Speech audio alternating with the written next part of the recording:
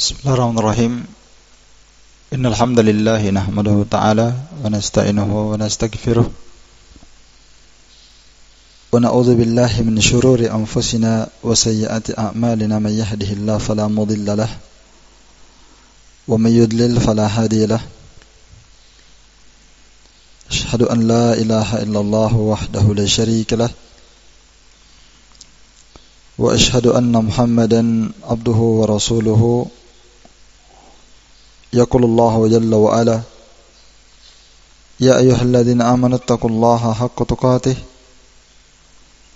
ولا تموتن إلا وأنتم مسلمون.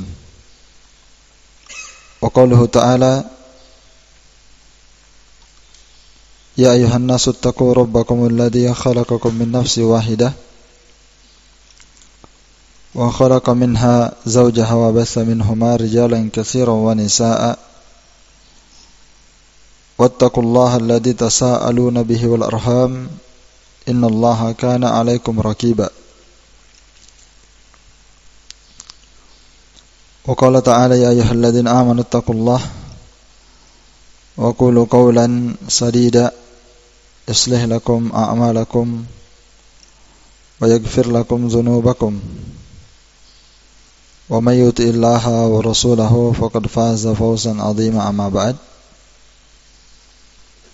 فإن أصدق الحديث كتاب الله وخير الهدي هدي محمد صلى الله عليه وسلم وشر الأمور محدثاتها فإن كل محدثة بدعة وكل بدعة ضلالة وكل ضلالة وأهلها في النار. إخواني في الدين A'azzani Allah wa iyyakum rahimani rahimakumullah jami'an. Insyaallah taala kita lanjutkan kembali kajian kita membahas kitab Minhajus Salikin wa Tawdihul Fiqh fid Din karya Al-Allamah Al-Faqih Abdurrahman bin Nasir As-Sa'di rahimahullahu taala. Dan kita sekarang berada pada majelis yang ke-97 dari kitab ini. Dan ini adalah akhir dari pembahasan kitab zakah. Akhir dari pembahasan kitab masalah zakat. Dan ini adalah pertemuan yang ke-14 untuk masalah zakat, ya. Iya.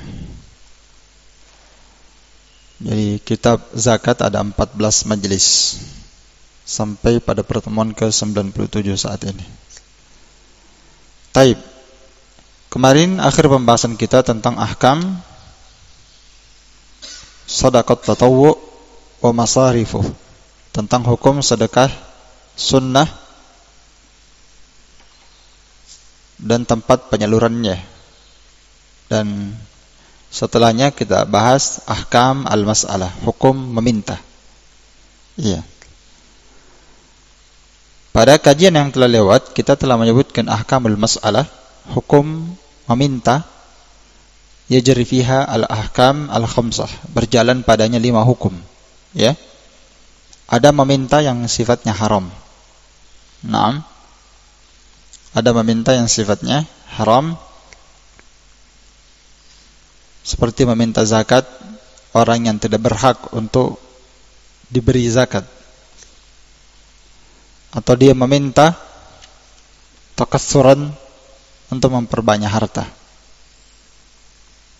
Iya. Dia meminta untuk memperbanyak harta, tidak darurat, tidak pula dia punya hajat. Termasuk orang yang kuat bekerja untuk memperbanyak hartanya. Iya. Dan ada bentuk-bentuk lain yang saya sebutkan kemarin. Bentuk-bentuk meminta yang bentuknya haram. Ya, seperti menipu orang. Naam. Dia meminta dan dia menipu orang. Naam.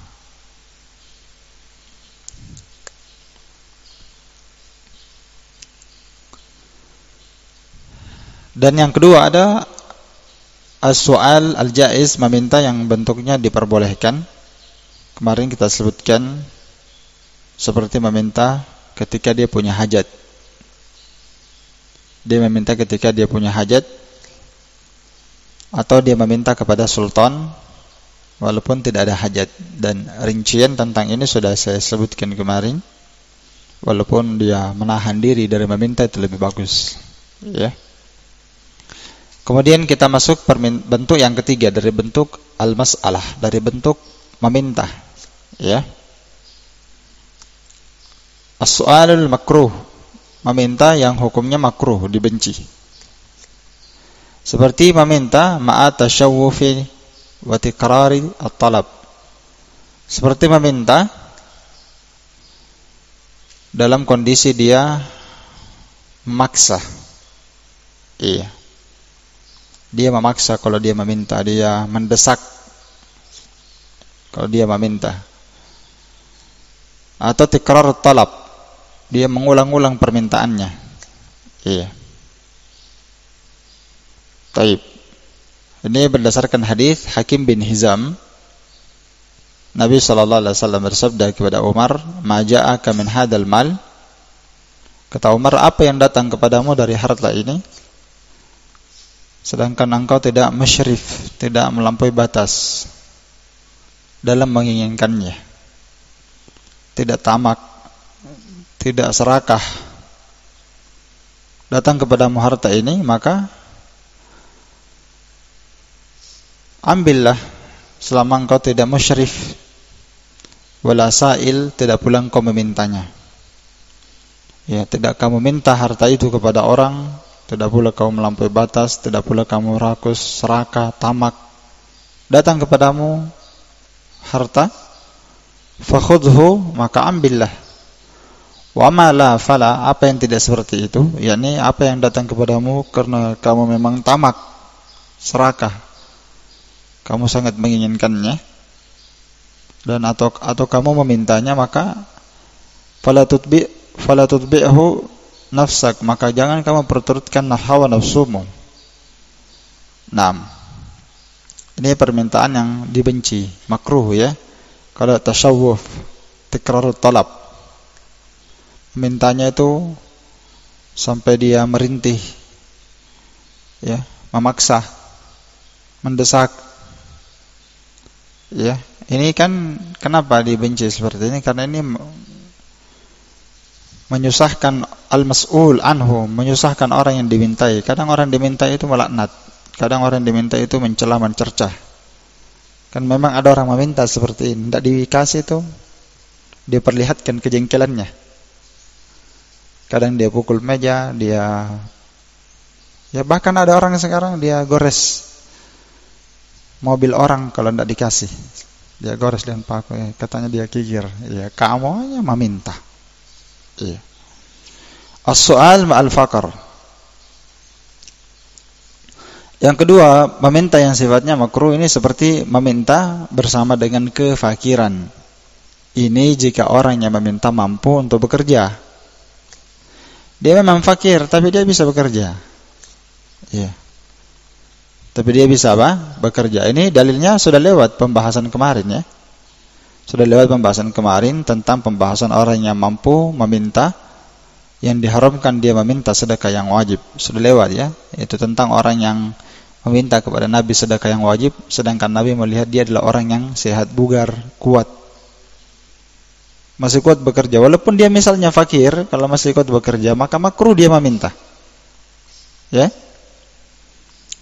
Karena syariat ini melarang kita bergantung dan bertawakal kepada makhluk. Syariat ini memerintahkan kita untuk jangan bersandar kepada orang selama masih bisa berusaha. Sampai Nabi sallallahu alaihi wasallam dalam hadis Abu Hurairah, beliau sallallahu alaihi wasallam bersabda, "Walladzi nafsi biyadi la ya'khudha ahadukum hablahu fayahtati ba'ala dhahri."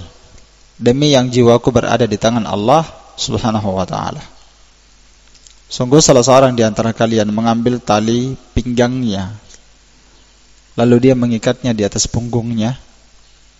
Maksudnya dia berusaha pergi mencari kayu, dia ikat tali pinggangnya di atas punggungnya, lalu dia pergi mencari kayu untuk dia jual. Itu khairun lahu min ayati rajulan, itu lebih baik baginya daripada dia mendatangi orang lalu dia meminta apakah orang itu memberikan kepada dia atau orang itu tidak memberinya. Ya, seperti orang yang minta-minta di jalan ini, sama. Dan kalau memintanya ini untuk takassuran, ya, dia bisa masuk dalam kategori haram. Iya, kalau dia memintanya padahal dia mampu bekerja, menipu orang misalnya, itu sudah saya sebut tadi ya. Menipu orang, itu hukumnya haram. Bisa masuk dalam kategori haram. Dan juga datang dalam hadis Az-Zubair ibn al-Awwam radhiyallahu anhu, qala Nabi sallallahu alaihi wasallam, la ya'khudh ahadukum hablahu, sungguh salah seorang di antara kalian mengambil tali pinggangnya untuk mengikat kayu, fayatiya bihuzmatil hatab, lalu dia pergi mengambil kayu bakar, dia letakkan di atas punggungnya, lalu dia menjualnya, ya, sehingga Allah Ta'ala pun menutupi hajatnya. Allah Ta'ala menutupi kebutuhan hidupnya. Lafadznya di sini fayakuffallahu biha wajhah. Maksudnya itu apa? Allah Ta'ala menutupi kehidupannya. Iya. Dengan menjual kayu bakar. Itu kata Nabi lebih baik baginya daripada dia meminta-minta kepada orang, apakah orang memberi dia ataupun manusia tidak memberinya. Taib. Al-Imam An-Nawawi rahimahullah ta'ala memberikan penjelasan tentang ini dengan penjelasan yang mantap. Kata beliau, ikhtalafa ashabuna, ashab kami, kawan-kawan pengikut ashab Asy-Syafi'i, itu berselisih tentang hukum meminta bagi orang yang mampu bekerja. Ya, gimana hukum meminta bagi orang yang mampu bekerja? Kata beliau, ala wajahain, ada dua pandangan di kalangan mazhab Syafi'iyah. Yang pertama, dia mengatakan meminta bagi orang yang mampu bekerja hukumnya haram berdasarkan zahir hadis. Banyak hadisnya ya. Ma yazalun nasu yas'alu hatta ya'tiya yaumal qiyamah wa laysa fi wajhihi muz'atu lahmin. Sudah lewat kemarin. Senantiasa seorang itu meminta-minta sampai dia datang pada hari kiamat, sedangkan dia tidak punya sekarat daging pun di wajahnya lagi. Man sa'ala an-nas amwalahum takatsuran, siapa yang meminta harta kepada manusia untuk memperbanyak hartanya, fa inna ma yas'alu jamran, maka hakikatnya dia meminta bara api. Fal yastakil aw yastakthir, silakan dia perbanyak atau silakan dia persedikit permintaannya terhadap bara itu. Jadi sebagian ashab mengatakan haram meminta bagi orang yang mampu bekerja, mampu berusaha. Wasani halalun ma'al karaha, dan sebagian para ulama dari mazhab Asy-Syafi'i berpendapat halal, boleh dia meminta tapi makruh. Naam, halal bagi dia untuk meminta, namun itu dibenci. Ya, bisalasi syurutin, selama terpenuhi 3 syarat. Jadi tidak masuk dalam kategori haram, dia hanya masuk dalam kategori makruh. Halal boleh dia minta, tapi hukumnya dibenci, makruh.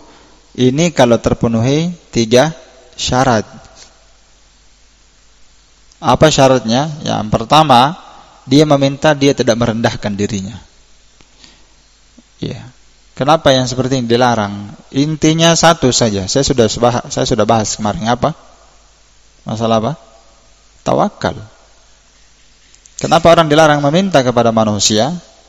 Dilarang dia suka minta kepada orang, karena itu mengurangi tawakal. Coba lihat orang meminta, dia merendahkan dirinya kan? Iya.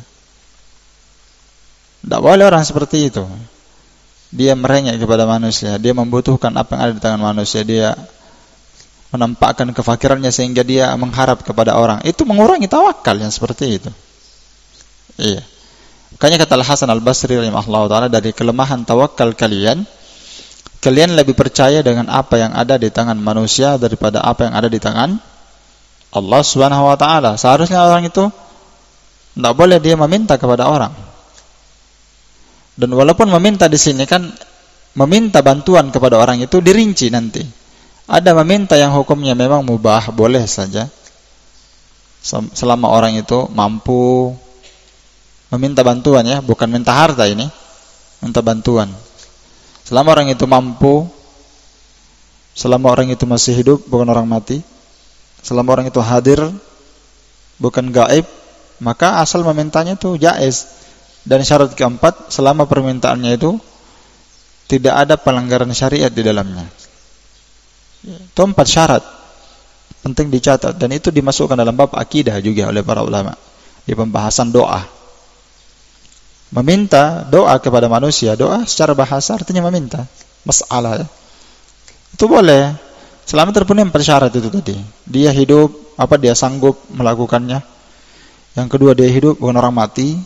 Kemudian dia hadir, bukan gaib.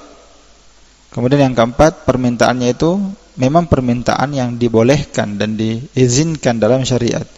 Maka kalau hilang salah satu dari 4 syarat ini, bisa masuk dalam kategori syirik. Dan bisa juga tidak. Kalau dia minta kepada orang yang tidak sanggup, ya, dilihat tidak sanggupnya apa. Kalau yang dia minta itu minta kesembuhan, ya syirik.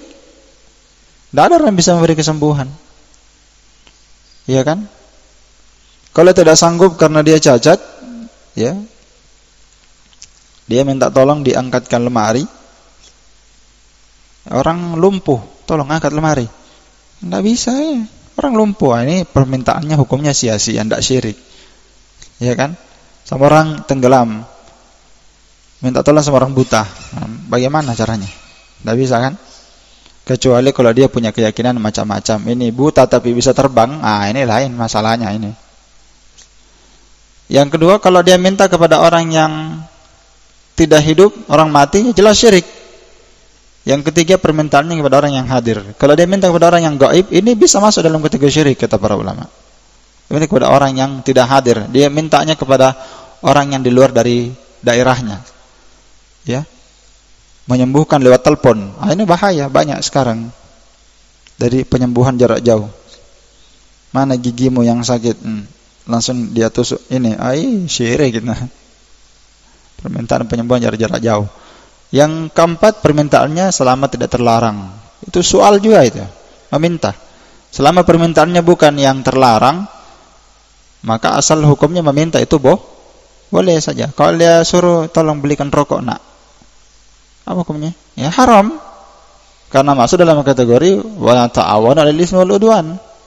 Saling tolong menolong di atas dosa dan permusuhan.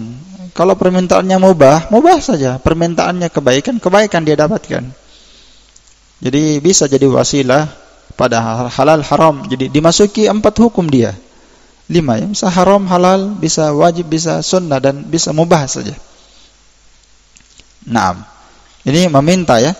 Jadi asalnya meminta itu tadi asalnya boleh saja. Dan ada syarat tambahan yang saya pernah lewati tentang meminta tadi, selama permintaannya itu tidak sebagaimana dia meminta kepada Allah Ta'ala. Iya. Itu yang kelima. Ya, dia boleh meminta kepada orang selama permintaannya itu tidak sebagaimana dia meminta kepada Allah Ta'ala. Bagaimana itu? Nggak ada yang bisa menyembuhkan saya kecuali kamu nih dokter. Itu bahaya. Iya kan? Kalau bukan dokter yang tangani saya ini, mati saya sudah. Bahaya ini. Bisa masuk dalam kategori syirik. Karena permintaannya ada makna iftikar, wudzul. Ini dia sudah yang syarat pertama ya. Tidak boleh seorang meminta kepada orang itu dia merendahkan dirinya, dia menghinakan dirinya. Apalagi sampai ada makna apa? Al-khudu, wudzul, wal iftikar. Ada 3 makna ini, bahaya, bisa masuk dalam kategori syirik. Bukan lagi haram. Kalau permintaannya itu sampai dia merendah, sampai dia meyakini tidak ada yang bisa menolongnya kecuali orang itu, ya. Ada makna iftikar. Itu bentuk permintaan yang sifatnya ibadah. Tidak boleh dilakukan kecuali kepada Allah. Meminta dengan keyakinan hanya dia yang bisa menolongnya. Itu permintaan hanya untuk kepada Allah Ta'ala saja. Ya. Termasuk ya meminta ada makna iftikar. Iftikar itu merasa sangat butuh sekali kepada dia. Tidak ada tempat yang lain. Ini permintaannya boleh. Jangan, itu hanya untuk Allah Ta'ala saja. Maka tidak boleh orang merendahkan dan menghinakan dirinya. Ini syarat pertama. Boleh meminta. Ya, pendapat kedua dari mazhab Syafi'iyah tadi boleh meminta dengan syarat dia tidak boleh merendahkan dirinya. Yang kedua wala yalih hafiz soal, jangan dia memaksa. Memaksa itu minta terus. Itu maknanya. Kalau kepada Allah Ta'ala seperti ini bagus. Makanya para ulama mengatakan di antara syarat syurutu qubulid du'a, di antara syaratnya adalah al-ilhah. Kamu merengek kepada Allah Ta'ala, minta terus kayak maksa begitu. Ya Allah, itu Allah cinta yang seperti itu. Kalau manusia enggak. Manusia enggak suka dimintai dengan cara seperti ini. Difaham ya? Coba kalau antum dimintai sama orang, dikejar antum terus. Nanti hari ini antum dimintai, besok dia datang lagi minta sama antum. Nanti besok dia datang lagi, bagaimana antum perasaannya antum dimintai seperti itu? Mungkin antum gebukin orang itu. Iya kan?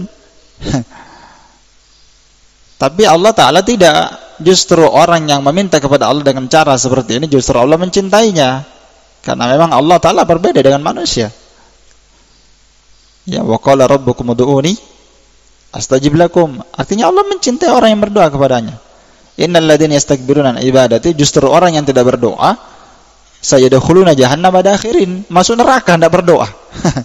Orang yang justru tidak mau meminta, justru tanda bahwa dia takabur, dia membesarkan dirinya, tidak butuh kepada Allah, ya kan? Dan tidak ada orang yang tidak butuh kepada Allah Ta'ala. Jadi Allah Ta'ala itu justru para ulama menjadikan syarat dikabulkannya doa. Orang berdoa itu harus ilhah. Ilhah itu ilhah, minta terus, pokoknya tidak berhenti meminta. Seperti Nabi Zakaria kan? Nabi Zakaria itu sudah tua. Dia berkata dalam Al-Quran, badanku sudah melemah, tulangku sudah melemah, badanku melemah, rambutku sudah memutih, dan saya tidak pernah berputus asa dari apa? Berdoa. Nabi Zakaria sudah tua sekali, baru dikasih anak. Lamanya dia berdoa, baru ada anaknya. Nabi, Rasul. Kita ini bukan Nabi, bukan Rasul.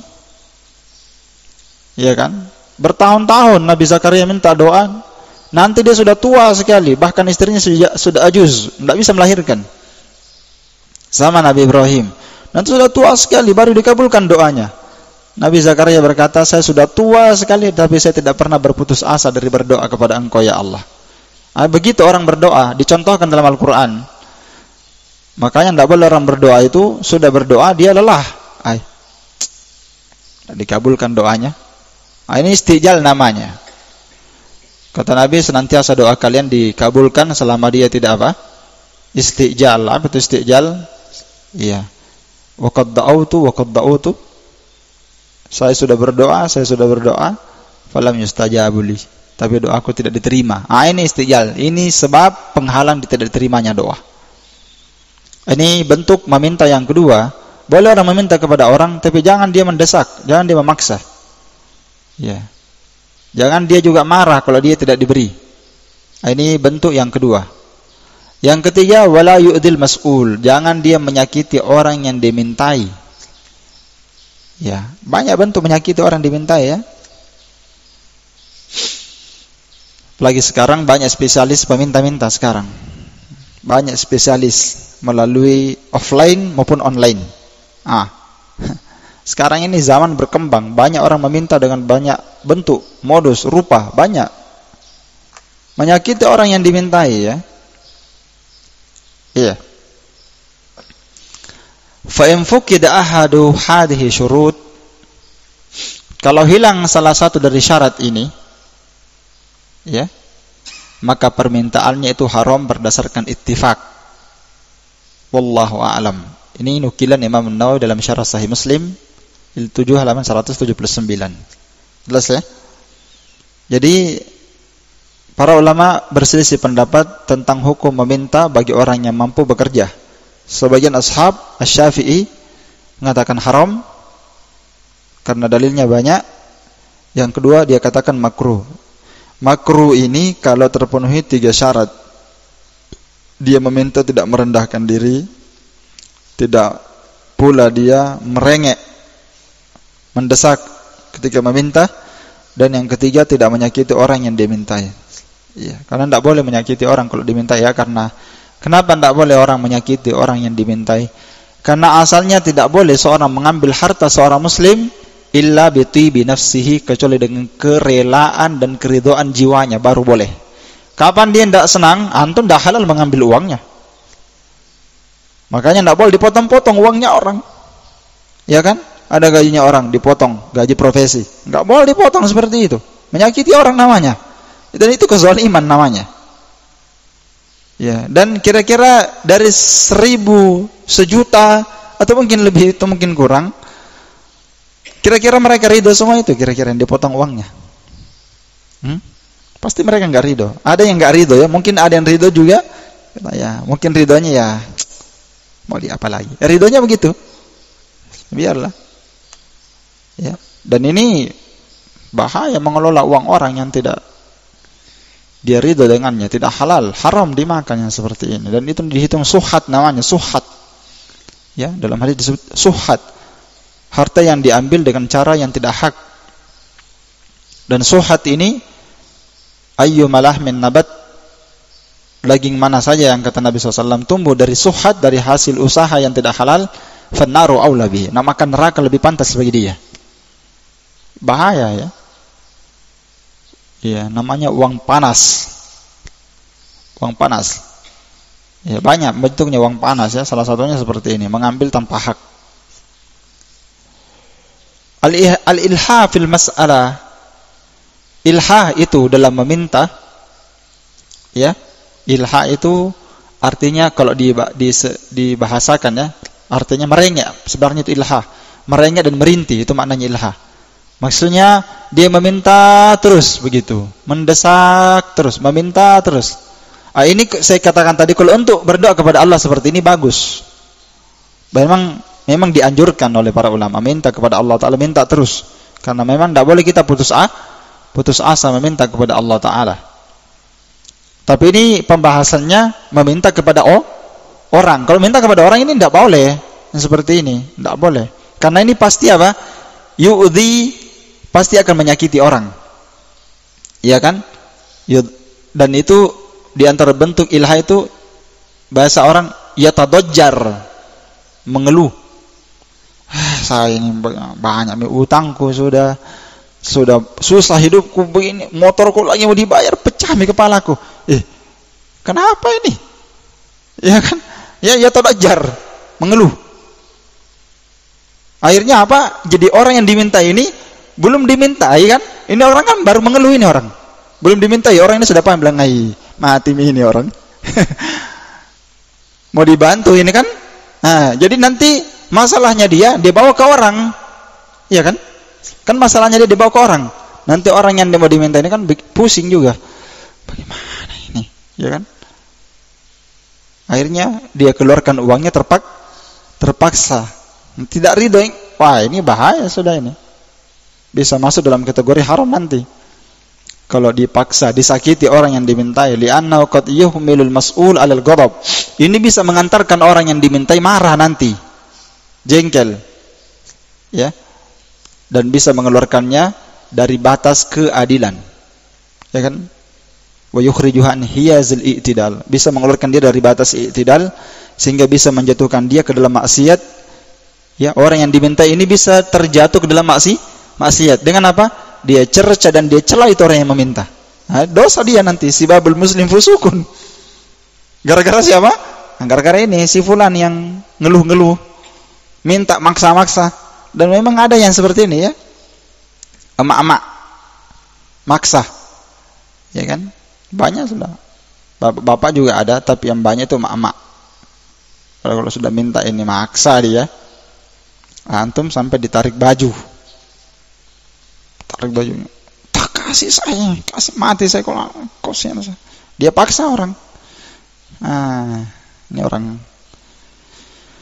Ada orang seperti ini Dan ini semuanya hukumnya dimasukkan oleh Al-Hafidz Ibnu Hajar Al-Haytami dalam kitabnya Az-Zawajir. Pernah lewat bersama kita kan kitab beliau Al-Hafidz Ibnu Hajar Al-Haytami punya kitab namanya Az-Zawajir, membahas khusus tentang al-kabair, dosa besar. Sekitar berapa kemarin saya sebutkan? 400 dosa besar beliau sebutkan di kitabnya Az-Zawajir itu. Dimasukkan salah satunya ini, ilha fil mas'alah. Ya, mendesak orang kalau minta-minta, menyakiti orang. Nah, ini dosa besar, kata beliau. Beliau masukkan yang seperti ini. Dan Nabi SAW melarang umatnya untuk ilha fil mas'alah. Nabi melarang umatnya ilha, memaksa kalau meminta, menyakiti orang yang diminta. Nabi melarangnya dalam hadits Muawiyah radhiyallahu ta'ala anhu, qala Rasulullah sallallahu alaihi wasallam, la tulhifu fil mas'alah. Jangan kalian melakukan ilha fil mas'alah. Sudah tadi ilha ya? Iya, mendesak, memaksa, menyakiti orang, mengeluh ketika meminta. Nah, jangan seperti itu ketika kalian meminta. Fa wallahi la yas'aluni ahadum minkum syai'an. Demi Allah, tidaklah seseorang di antara kalian meminta kepadaku sesuatu, ya, fatukhrijalahu mas'alatuhu minni syai'an, sehingga aku pun memberikan kepadanya apa yang dia minta. Aku akan keluarkan, aku akan berikan dariku sesuatu apa yang dia minta. Nabi akan berikan apa yang dia minta. Wa ana lahu karihun, padahal saya sebenarnya kurang senang. Ya kan? Dengan seperti itu, fayubarak lahu fima a'taituhu. Taib. Kemudian para ulama juga membahas tentang pembahasan selanjutnya, tentang pembahasan ini, tentang pentingnya seorang itu memiliki sifat iffah fil mas'alah. Memiliki sifat iffah, menjaga kehormatan dalam meminta.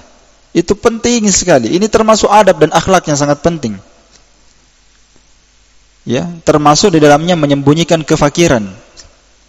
Ya.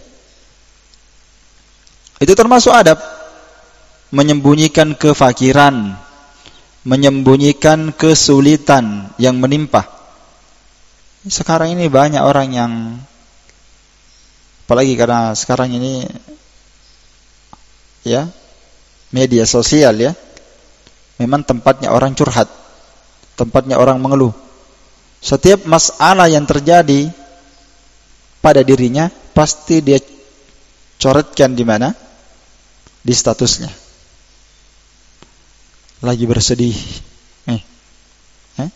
lagi kurang duit, ya misalnya, mau beristri tidak ada uang, itu kan keluhan semua yang tidak baik.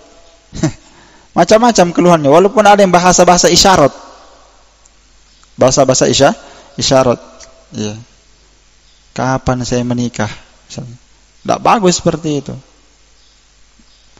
Itu sebenarnya setelah langsung mengeluh ya. Kalau mau menikah tidak usah seperti itu. Iya. Banyak berdoa, bekerja, cari apa yang mudah yang Allah berikan. Selama niatnya bagus, maka Allah akan membantu dia, menolong dia. Maka seorang itu harus menjaga dirinya, memiliki sifat iffah, menjaga kehormatan dirinya, menjaga kehormatan agamanya dari meminta, ya. Dan tidak apa? Dan tidak menampakkan kefakirannya. Itu dikatakan oleh para ulama semua, ya. Dan kalau kita mau nukilkan kalam-kalam as-salaf tentang ini, itu sangat banyak sekali. Tidak boleh, tidak pantas seorang muslim apalagi penuntut ilmu menampakkan kefakirannya kepada orang, menampakkan kesulitannya dan kesusahannya kepada orang. Dia beberkan begitu, tidak pantas. Kalau dia bertanya, boleh.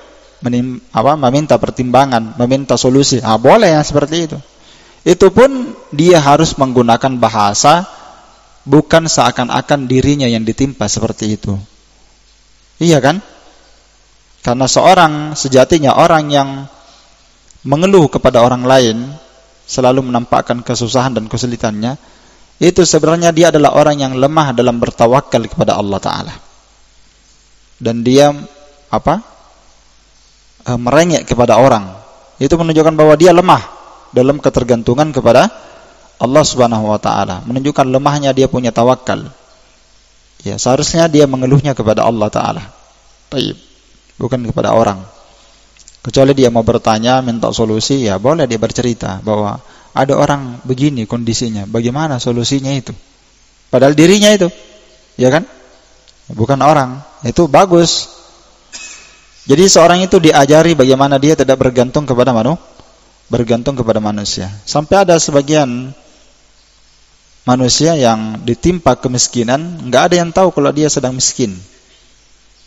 Banyak kisah-kisah ya, kalau kita mau belajar tentang kisah-kisah. Imam Al-Bukhari pernah nggak muncul beberapa kali majelis. Imam Al-Bukhari sudah beberapa hari dia tidak hadir di majelis. Kawan-kawannya berkata, di mana Al-Bukhari? Hilang dia. Ternyata kawan-kawannya pergi ke rumah kontrakannya Al-Bukhari. Al-Bukhari sudah tidak punya pakaian, habis bajunya dan celananya. Kenapa? Dijual untuk makan. Nggak ada makanannya. La ilaha illallah. Kita ini sekarang banyak kelebihan yang Allah berikan kepada kita. Para ulama kita di zaman dahulu itu susah hidupnya. Dan keberkahan itu memang kata Imam Syafi'i, keberkahan itu bersama dengan kefakiran. Ilmu didapatkan bersama dengan apa? Kefakiran. Kalau kita terlalu banyak fasilitas, justru itulah yang melalaikan kita dari apa? Ilmu. Itulah yang melalaikan kita dari ilmu. Jadi Imam Al-Bukhari nggak muncul beberapa hari di majelis karena pakaiannya habis dijual untuk makan. Dia tidak beritahu temannya kalau dia butuh makan, dia mau pinjam uang kah apakah. Dia sembunyikan kefakirannya. Dan semisal dengan ini tuh banyak sekali kalau kita mau baca tentang bagaimana sejarah para as-salaf dalam menuntut ilmu agama. Tayyib. Jadi yustahabut ta'affuf at-ta'fif anis su'al. Ya, dianjurkan syariat seorang itu menjaga kehormatannya dari meminta. Ya. Walaupun dia sebenarnya boleh meminta. Kalau dia sudah punya hajat, boleh dia meminta kan? Tapi disunnahkan, tidak wajib. Sunnah bagi dia untuk menjaga kehormatannya dari meminta. Ini kalau orang yang besar jiwanya, dia akan tahan dirinya seperti ini. Malu dia kan? Lianna Allah Ta'ala madahal muta'affifin. Karena demikianlah Allah Ta'ala memuji orang-orang yang menjaga kehormatannya dari meminta, ya, padahal dia punya hajat. Karena itu orang yang miskin adalah seorang yang meninggal sedangkan masih ada yang dia mau miliki dan dia tidak bisa memilikinya. Ya, dia sudah meninggal, masih ada sesuatu yang dia mau beli, ada perkara yang dia mau rasakan juga, tapi dia belum sempat merasakannya, belum bisa merasakannya sampai dia apa? Sampai dia mati. Itu orangnya miskin. Ya. Beda dengan kita ya. Kita itu setiap apa yang kita inginkan kan kita beli. Setiap yang kita sukai langsung apa? Langsung kita beli. Iya. Makanya ketika kisah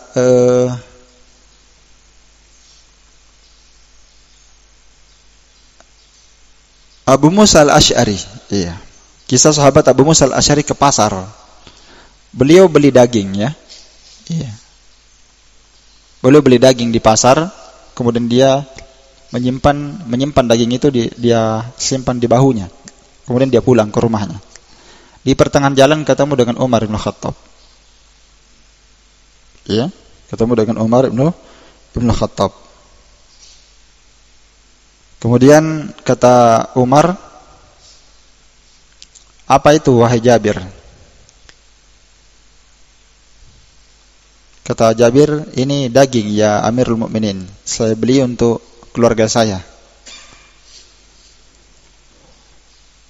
Saya beli untuk keluarga saya." Kata Umar, "Apakah setiap apa yang kamu inginkan kamu beli?" Pertanyaannya Umar ya, kepada dia. Apakah setiap yang kamu sukai kamu langsung beli? Ya, kata Jabir, "Na'am." Iya.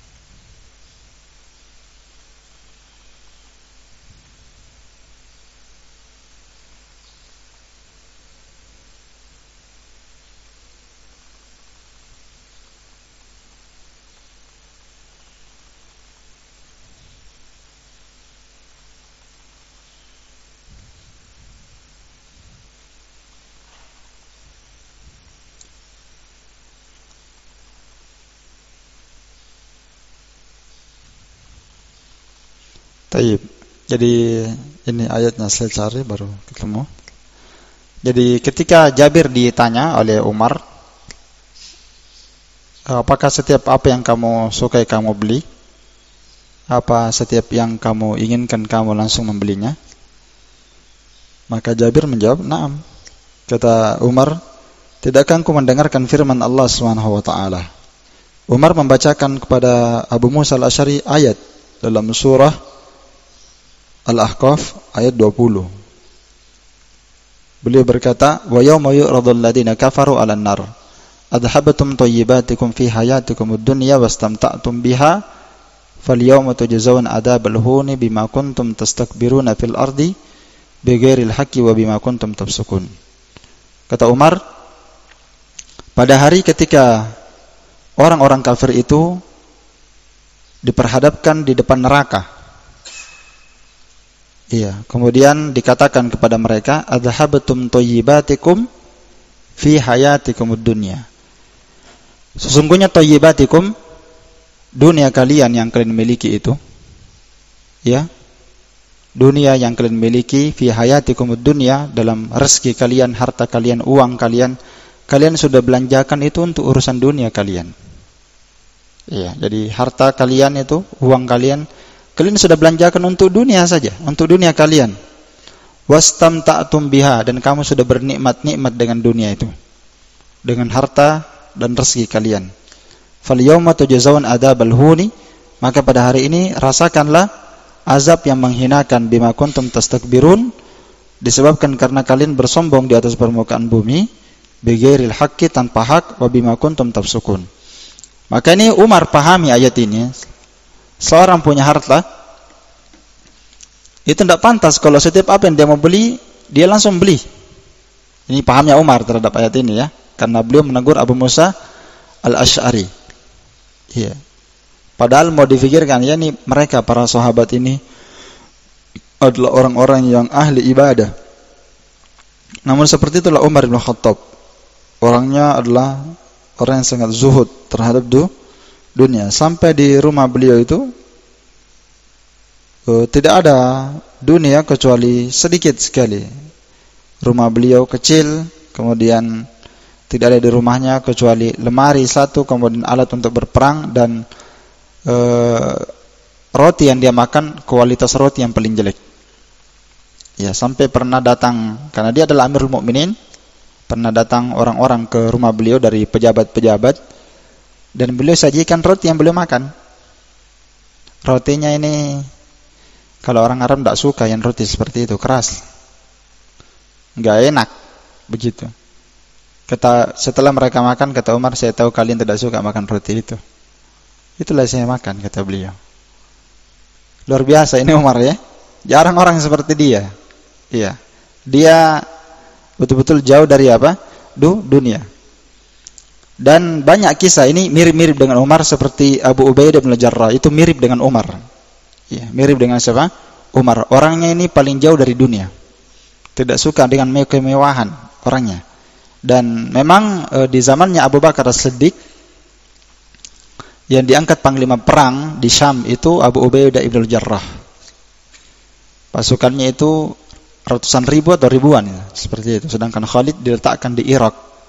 Pasukannya sedikit, tentaranya sedikit. Ya. Kemudian Abu Bakar, ya, berkata, "Saya akan mengangkat Khalid menjadi panglima perang." Ya, Abu Ubaidah bin Jarrah lebih utama dibanding Khalid, ya. Abu Ubaidah bin Jarrah itu dijamin surga oleh Nabi SAW. Termasuk 10 orang diberi kabar gembira dengan surga. Ketika Khalid dikirimi surat oleh Abu Bakar supaya pergi ke Syam bergabung dengan siapa? Abu Ubaidah bin Jarrah, dan dia yang diangkat sebagai panglima perang. Iya. Kemudian kata Umar, "Apakah antum mengangkat Khalid di atasnya Abu Ubaidah bin Jarrah?" Padahal Abu Ubaidah bin Jarrah jauh lebih utama dibanding Khalid. Kata Abu Bakar, "Khalid itu memiliki kehebatan dalam urusan perang yang tidak dimiliki oleh Abu Ubaidah bin Jarrah. Tidak dimiliki oleh saya dan tidak boleh dimiliki oleh antum." Ini para salaf itu biasa berselisih, tapi Karena Abu Bakar menyebutkan alasannya, maka Umar diam. Benar kata Abu Bakar ya, ini Khalid ini ahli berperang ya. Tidak pernah ada orang berperang seperti caranya Khalid. Cara naik kudanya saja nggak ada samanya. Ya, itu pernah saya kisahkan kisahnya Khalid ya. Khalid itu kalau naik kuda, dia bisa berperang dengan menggunakan dua senjata, dengan kedua tangannya keduanya pegang pedang. Yang setir kudanya itu kakinya, bukan tangannya. Lari kudanya. Cuma dua orang yang diketahui bisa seperti itu. Dia dengan Zubair bin Al-Awwam. Karena dia dari kecil memang ahli kuda. Sampai dia besar. Ahli mengendarai, kalau sekarang kita ahli mobil dan motor, mungkin jago dia balap. Dan dia berperang dengan menggunakan kedua tangannya ini. Dia setir kudanya itu dengan kakinya. Dan dia ahli siasat perang. Jadi diutus dia ke sana. Pasukannya sedikit, sampai di Syam diumumkan bahwa dia jadi panglima perang. Apa kata Abu Ubaidah bin Jarrah? Katanya, sekarang ya Khalid, inna ma'ana rijalun min rijalikum. Sekarang saya hanyalah laki-laki, tentara biasa dari tentaranya antum ya Khalid. Antum sekarang jadi panglima. Jadi bagaimana itu orang yang dipecat dari jenderal jadi prajurit? Nah, ini jenderal ya, jenderal perang. Ini lambang kezuhudan saja nih ya. Saya mau ceritakan zuhudnya Abu Ubaidah bin Jarrah.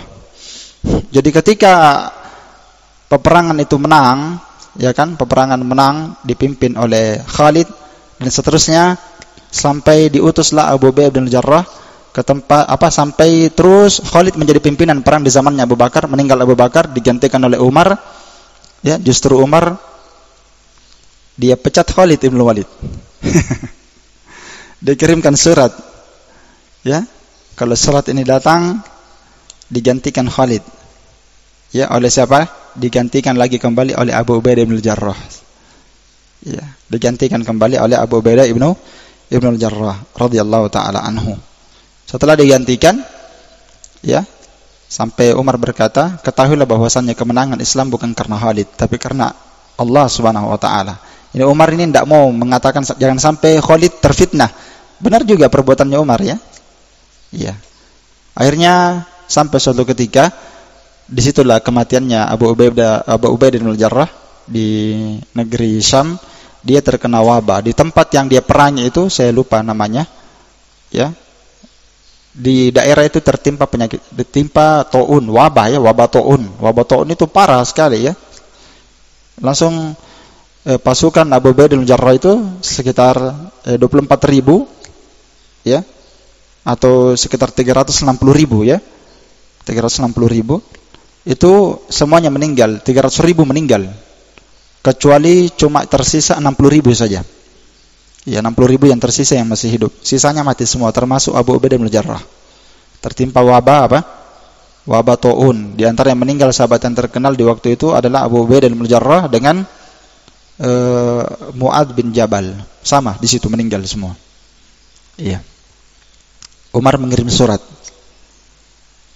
Kalau surat saya datang kepada antum, wahai Abu Ubaidah, maka pulanglah engkau ke Madinah. Karena Umar ini mencintai Abu Ubaidah, dijamin surga oleh Nabi SAW. Kata beliau, kalau surat saya sampai di waktu malam, pagi antum harus pulang. Karena ini parah sudah Abu Ubaidah ini ya. Kalau suratku sampai di waktu pagi, malam kamu harus pulang. Maka Abu Ubaidah membalas, saya tahu tujuan antum. Kenapa antum panggil saya pulang ke Madinah? Karena kamu mau kalau umur saya panjang. Tapi saya tidak mau. Biarlah saya di sini. Maka beliau pun meninggal di sana. Sebelum meninggal, Umar datang dari sana. Kemudian mendapati kaum muslimin di sana. Kemudian Umar berkata, di mana rumahnya Abu Ubaidah bin Jarrah? Kemudian prajuritnya menunjuk, di sana rumahnya. Ternyata rumah beliau di antara rumah pasukannya, rumahnya lah yang paling kecil. Padahal dia jenderalnya di sana. Rumahnya yang paling kecil dan yang paling sedikit hartanya, dan rotinya paling jelek dia makan. Kemudian Umar masuk ke dalam dan Abu Ubaidah melarangnya, jangan kamu masuk ke dalam, nanti kamu menangis. Ternyata Umar masuk ke dalam, tidak ada hartanya Abu Ubaidah, dan rumahnya paling kecil, sedangkan prajuritnya rumahnya besar semua. Rumahnya yang paling kecil. Maka Umar berkata, keluarkan makananmu. Dia keluarkan makanannya, dikasihlah roti yang paling jelek. Kemudian kata Umar, kumpulkan pasukanmu.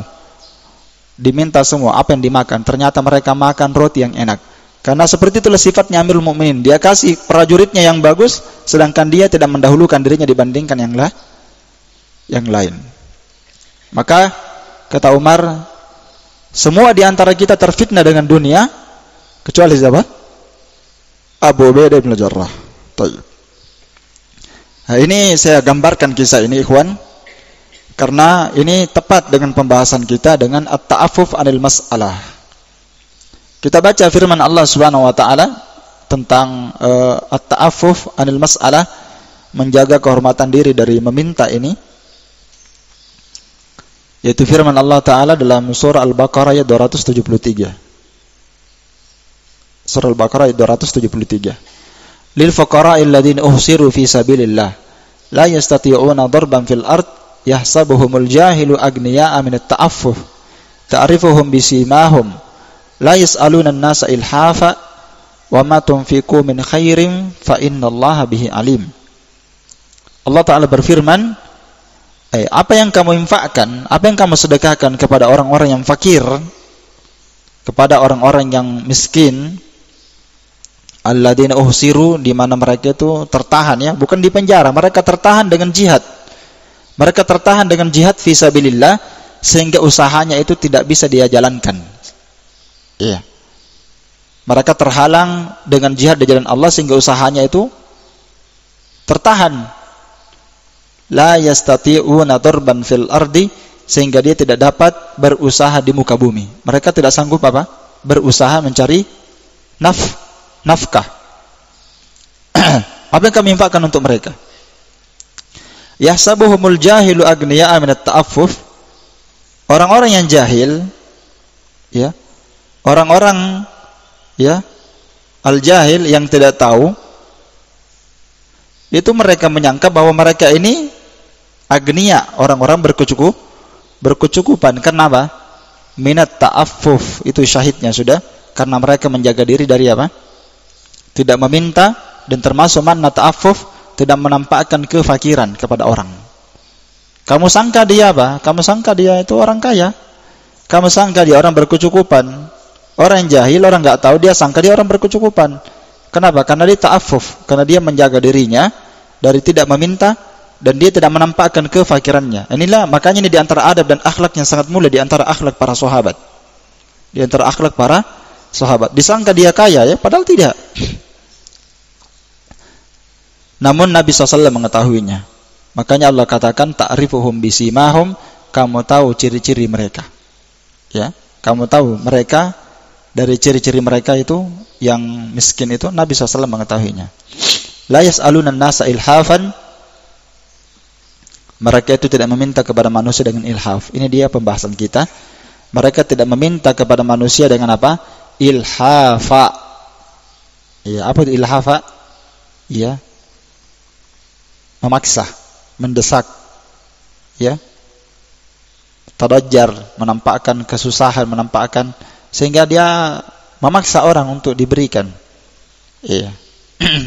Wa ma tunfiqu min khairin fa innallaha bihi alim.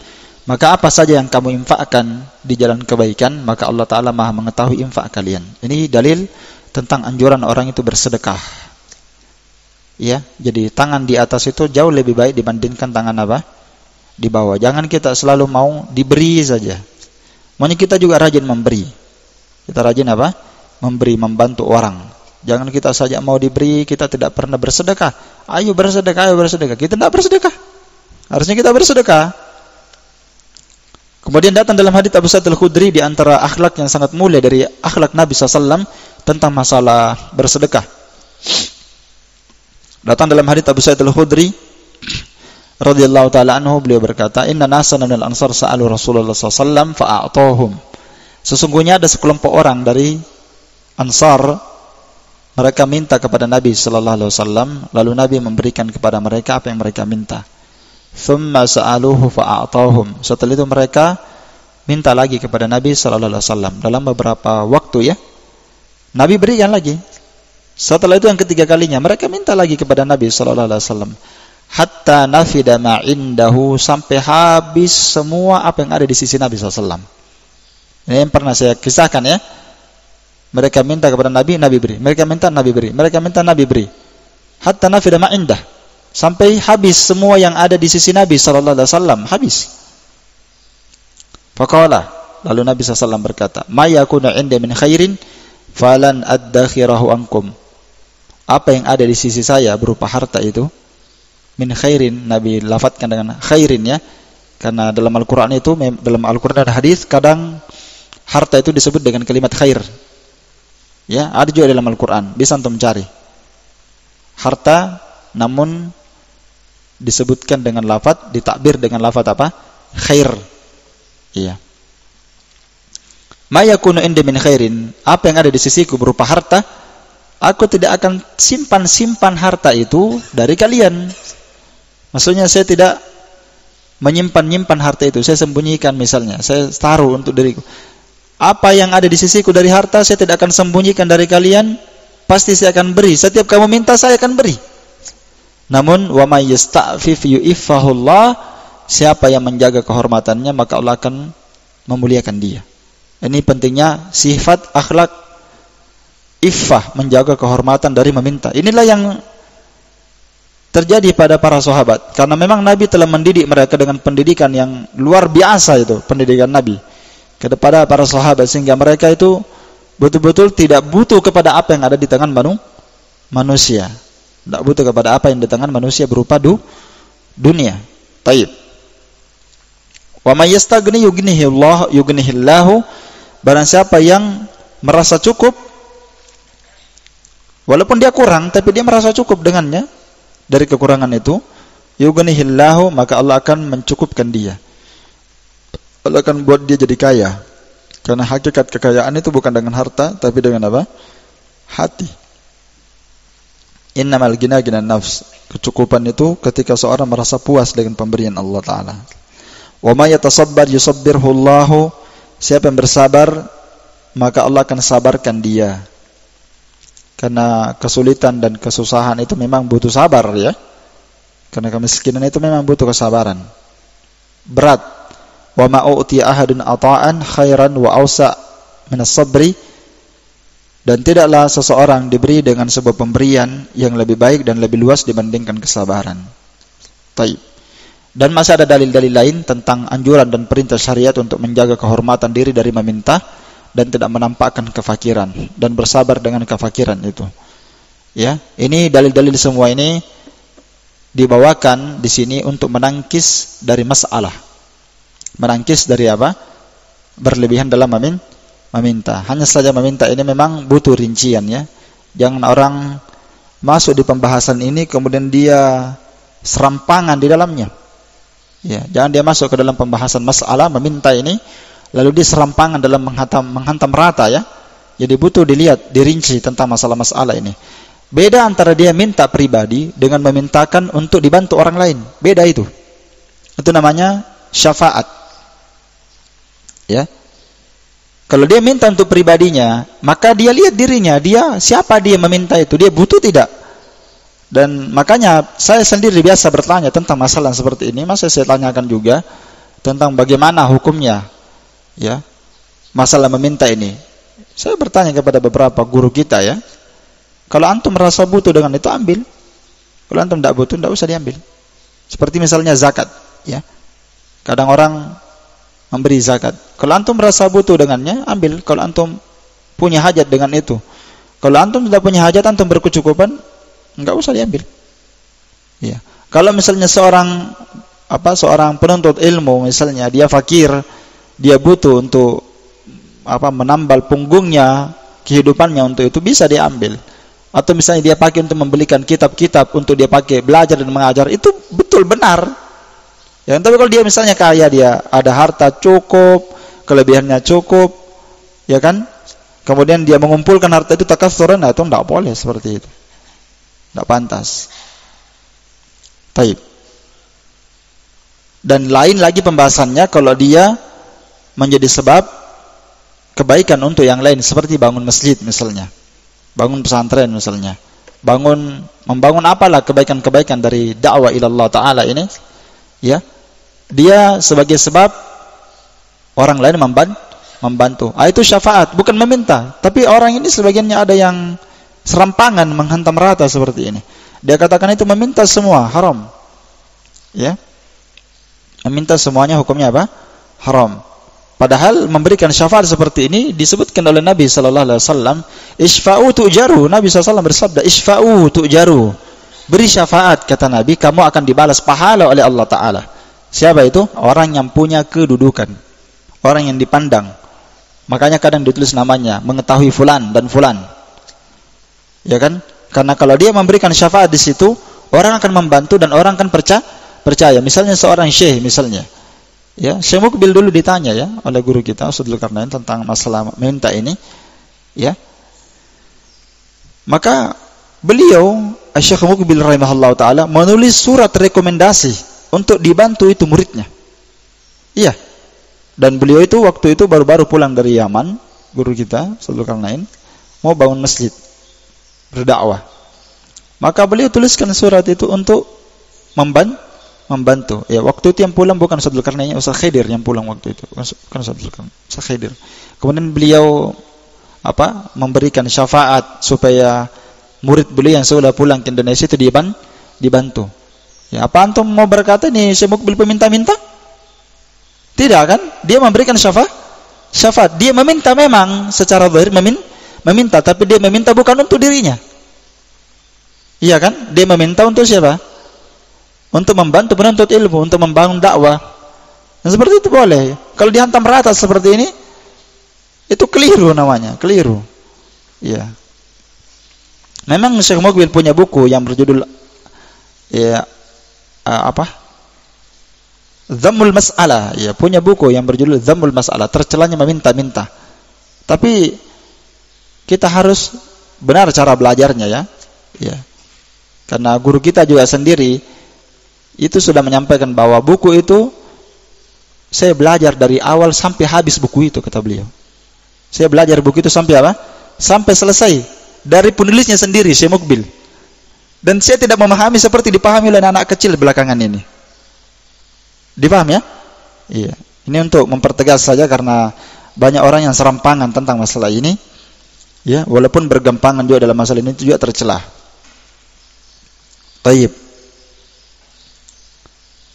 Datang dalam hadis Auf bin Malik al-Asja'i juga ya. Kemudian yang terakhir di sini, jadi as-su'alul wajib, ada meminta yang sifatnya wajib. Ya, ada meminta yang sifatnya apa? Wajib. Jadi kita sudah 3 ya, meminta yang sifatnya makruh, yang keempat meminta yang sifatnya wajib. Meminta yang sifatnya wajib, al-mutarra yajibu ayas'ala ma yahtajuhu huwa wa ahluhu. Meminta yang sifatnya wajib adalah orang yang terdesak, alias darurat ya. Maka orang seperti ini dia meminta untuk menutupi hajatnya dan keluarganya. Ya. Mimma la budda lahum minhu, dari permintaan yang memang tidak bisa dia lepas darinya. Karena kalau dia tidak meminta bisa dia binasa. Maka meminta seperti ini wajib dia meminta. Bahkan mencuri di kondisi darurat itu tidak haram. Apa kaidahnya? La wajib bil iktidari wala hadar bittirari. Ya, wala hadar bittirari. Ya, tidak berlaku kewajiban jika orang tidak punya kesanggupan, ya kan? Karena fattaqullaha mastata'tum. Tidak berlaku kewajiban kalau orang tidak sanggup. Kalau ada kewajiban tidak sanggup, maka gugur kewajiban. Dan tidak berlaku yang haram selama orang dalam kondisi apa? Darurat. Orang darurat bahkan boleh dia mencuri ya, untuk menutupi hajatnya itu. Tapi darurat itu nanti akan dibahas dalam bab fikih. Itu darurat itu ada batas-batasnya, ada syarat-syaratnya banyak. Ya, di antaranya adalah qadrul hajah. Boleh dia ambil yang haram ala qadril hajah, sesuai dengan kadar hajatnya. Kalau kadar hajatnya itu dia ambil 1 piring untuk menutupi perutnya, maka jangan dia kumpulkan yang haram banyak lalu dia simpan. Itu namanya mencuri yang tidak baik. Ya kan? Sama kalau dia di kebun. Kalau dia di kebun, dia ambil, dia lapar, dia tidak ada, boleh diambil di kebun. Dia makan sesuai dengan apanya? hajatnya. Tapi jangan dia ambil lagi 2 karung dia kasih pulang ke rumahnya. Itu tidak benar. Ya kan? Itu namanya ala qadril hajah. Sama dengan orang yang tertimpa sakit perempuan, tidak ada dokter perempuan, dokter perempuan laki-laki semua ya. Maka dia diobati darurat, tidak ada dokter perempuan kecuali laki-laki. Apa makna ala qadril hajah? Dia boleh melihat sekadar hajatnya saja. Kalau tangannya yang sakit, tangannya saja dilihat, jangan dibuka sampai lengannya. Difaham ya? Itu makna qadril hajah. Iya. Kalau kakinya sakit, kakinya saja dibuka, jangan dibuka semua celananya. Itu contoh ya. Ala qadril hajah. Ini luar biasa ini kaidah masalah darurat ya. Dan ada syarat-syarat yang lain ya. Bukan di sini kita bahas. Ya, di pembahasan qawaid fikih dibahas itu pembahasan. Jadi meminta dalam kondisi darurat, terpaksa, boleh ya. Yang tidak bisa tidak dia lepas darinya ya. Dia tidak bisa lepas dari seperti makan dan minum dan pakaian, tempat tinggal itu semua darurat. Maka meminta yang seperti ini dibolehkan dalam hadis Samurah bin Jundub, Nabi SAW bersabda, "Innal mas'alata kaddun yakaddu biha ar-rajul wajahahu." Sungguh yang meminta itu adalah kaddun. Kaddun yang dengannya seorang tertutupi hajatnya. Ya. Tertutupi hajatnya. Illa ayas'al ar-rajulu sultanan aw fi amrin la budda minhu. Kecuali permintaan, sebenarnya ini kaddun ini adalah perkara yang menjelekkan dia begitu. Ya. Menjelekkan dia wajahnya, kecuali permintaan yang dibolehkan kepada sultan atau permintaan yang darurat seperti itu, tidak boleh tidak dia diminta. Ya, seperti permintaan yang untuk menjaga jiwanya, ini wajib. Mal yatimul wajib illa bihi wajib. Apa yang tidak sempurna kewajiban itu kecuali dengan wasilah itu, maka wasilahnya juga jadi wajib. Ini permintaan hukumnya wajib. Sekarang yang terakhir permintaan yang sifatnya mandub, sunnah. Ya, permintaan yang sifatnya apa? Sunnah. Ayas ala lagairihi, seperti seorang minta kepada orang lain ya, dan dia menjelaskan hajatnya jika permintaannya itu bermanfaat ya, atau dia butuh kepada orang yang dia malu dari meminta. Ini diterangkan dalam hadits Abu Sa'id Al-Khudri. Ada seorang tertimpa kemiskinan, musibah di zaman Nabi SAW ya, fi samarin ibta'aha, pada buah yang dia beli ya, atau pada dia yang dia jual ya. Fakasara dainuhu, maka utangnya menjadi banyak. Faqala Rasulullah SAW, tasaddaqu alaihi, bersedekahlah kalian kepadanya. Jadi orang ini tertimpa utang, ditimpa musibah ya pada hasil jualannya, kemudian dia pun berutang. Maka Nabi suruh dia bersedekah, manusia bersedekah. Fatasaddaqan nasu alaihi, maka manusia bersedekah kepadanya. Ini orang, intinya orang ini punya hajat ya, dan dia malu untuk meminta, maka sunnah orang seperti ini dibantu ya. Jadi dilihat orang kekurangannya apa, kebutuhannya apa, kekurangannya. Dan sebenarnya seorang muslim itu melihat saudaranya. Kalau saudaranya lagi butuh, harusnya dia perhatikan. Itulah pentingnya orang namanya persaudaraan. Kita lihat saudara kita. Jangan kita lihat orang yang tertimpa musibah saja di luar sana, kita lihat jauh yang tertimpa musibah yang tertimpa gempa, kebakaran, tsunami, bisa kita lihat dari jarak jauh. Sebenarnya ada orang-orang dekat kita juga yang tertimpa kemiskinan, tertimpa utang, tertimpa masalah. Orang seperti ini sunnah dibantu. Ya, sunnah dibantu. Itulah pentingnya orang di majelis. Nabi SAW kadang di majelis, kadang ada orang-orang hilang, Nabi cari kan. Di antara faedahnya apa? Mungkin dia tertimpa musibah dan dia malu kan? Dia malu, mungkin usahanya habis bangkrut. Seperti itu dibantu ya. Dan bentuk membantunya sekarang ini luar biasa ya. Banyak sekali bentuk-bentuk bantuan yang bisa kita lakukan. Bisa dibantu dalam bentuk modal misalnya. Dikasih modal. Nanti modal itu dia putar, keuntungannya nanti dia ambil, kemudian nanti bisa dibawa juga sebagiannya kepada dakwah ilallah ta'ala. Ya, bisa seperti itu. Ya kan? Baik. Ini bentuk permintaan yang sifatnya sunnah. Dan di antara dalil tentang permintaan, tentang meminta dalam bentuk hukumnya sunnah dan membantu juga ini adalah kisah seorang yang di zaman Nabi SAW datang seorang dari Ansar bisurratin kadat kaffuhu tujizu anha. digambarkan dalam hadis bahwa orang ini pakaiannya luar biasa, miskin. Ya. Iya. Miskin sekali. Sampai Nabi sallallahu alaihi wasallam ya, kasihan melihatnya. Kasihan melihatnya. Sampai Nabi SAW menyuruh orang untuk bersedekah kepadanya. Sampai ya, orang mengumpulkan kaumaini min ta'amin wa thiyabin, sampai manusia mengumpulkan di dalam masjid dua tumpukan yang sangat besar, makanan dan pakaian. Kisahnya masyhur ya. Dikumpulkan karena orang itu miskin, pakaiannya, rambutnya, dia miskin, ditimpa musibah, kemiskinan. Maka Nabi menyuruh para sahabat untuk bersedekah. Akhirnya apa? Terkumpul di dalam masjid kumpulan yang sangat banyak, makanan dan pakaian. Setelah itu Nabi bersabda, "Man sanna fil Islami sunnatan hasanah falahu ajruha."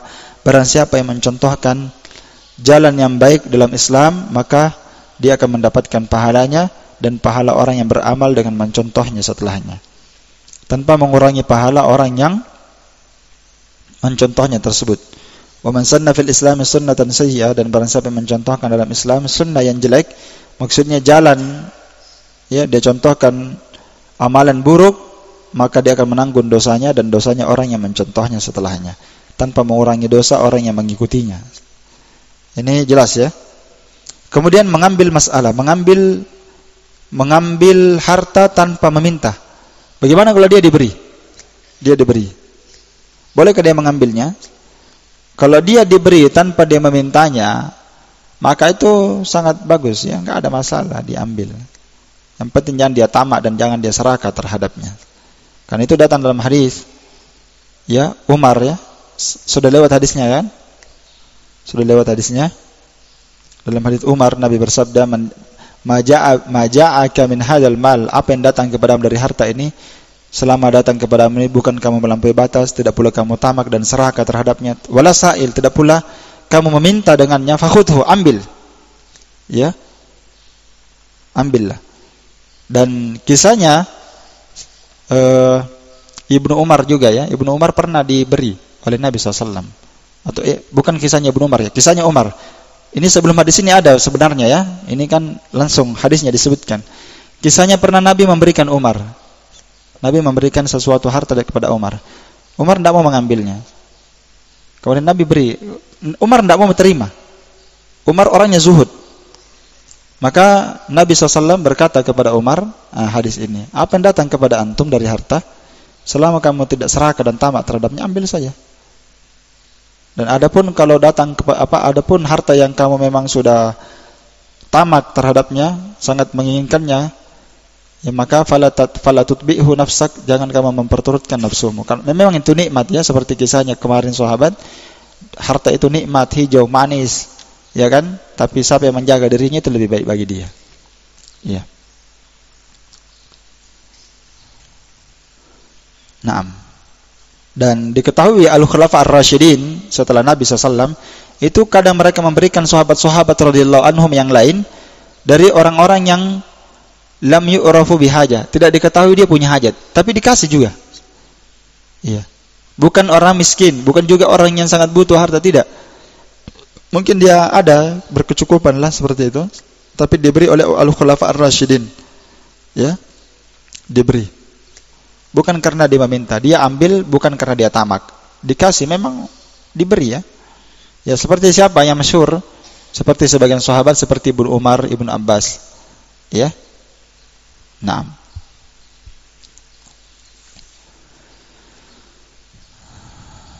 Saya kira ini cukup ya, insyaallah selesai pembahasan masalah meminta. Naam. Jadi meminta ini dilihat babnya. Jadi ada bab tasa'ul, ada bab ta'awun, dan ada bab apa? Syafaat. 3 babnya itu sebenarnya. Ini 3 bab ini butuh dikasih bagus pahamnya orang. Tentang bab tasa'ul, meminta-minta yang hukumnya ya jari alaihi ahkamul khamsah. Tasa'ul itu 5 hukumnya, jangan dihantam rata. Iya kan? Tasa'ul, meminta. Meminta itu tadi sudah saya bahas ya. Ada hukumnya haram, makruh, wajib, sunnah, dan ada yang mubah. Ada bab Apa tadi yang kedua? Bab ta'awun. Ya, bab ta'awun itu meminta untuk saling bantu membantu. Ayo bantu bangun masjid. Ta'awun. Bukan dia minta untuk dimasukkan kantong pribadinya, bukan. Ta'awun. Ta'awun bangun masjid. Ta'awun ada teman kita ditimpa musibah. Ada kawan kita ditimpa musibah, hancur kendaraannya, masuk rumah sakit, nggak punya uang. Kalau dia punya uang kan tidak masalah. Kalau dia tidak punya uang, mau dioperasi, apalagi dia adalah penuntut ilmu misalnya, dia belajar dari taklim kecelakaan, ta'awun, meminta untuk ini bukan meminta yang hukumnya haram, tidak. Karena ini bentuknya ta'awun, masuk dalam keumuman firman Allah Ta'ala, wa ta'awanu 'alal irmi wa ta'awanu 'alal birri wa taqwa, saling membantulah kalian di atas kebaikan dan ketakwaan. Itu mirip tasaul ya, tapi bukan tasaul. Dia ta'awun. Iya. Taib. Dan ini bentuknya banyak ya, ta'awun ini. Saling membantu di atas kebaikan, ketaatan, di atas dakwah, di atas pembangunan kebaikan. Ada namanya syafaat. Itu yang ketiga ya. Jadi ada tasaul, ada ta'awun, dan ada apa? Syafaat. Syafaat itu memberikan rekomendasi untuk membantu orang. Seperti tadi yang saya jelaskan di pertengahan pembahasan. Ya, syafaat. Supaya orang tahu ya kemana babnya. Itu pun tasaul itu juga dilihat ya. Tasaulnya bagaimana. Ya. Karena sekarang ini orang memasukkan pembahasan ini dalam bab mengharamkan semua bentuk yayasan. Karena dia hantam rata yayasan itu semuanya yayasan peminta-minta. Ya, dan ini tidak ribut kecuali orang belakangan saja yang ribut. Walaupun sekarang sebenarnya pembahasan ini sudah mulai redam ya. Sudah mulai redam. Ya, tapi ya masih ada yang tersisa anak-anak kecil itu. Yang masih ribut-ribut masalah itu, yang tidak tahu masalah. Dan padahal para ulama kibar saja ya, seperti Salaful Asy-Syaikh Ibnu Utsaimin itu punya yayasan besar, yayasannya bukan untuk minta-minta. Iya kan? Tidak semua yayasan itu minta-minta.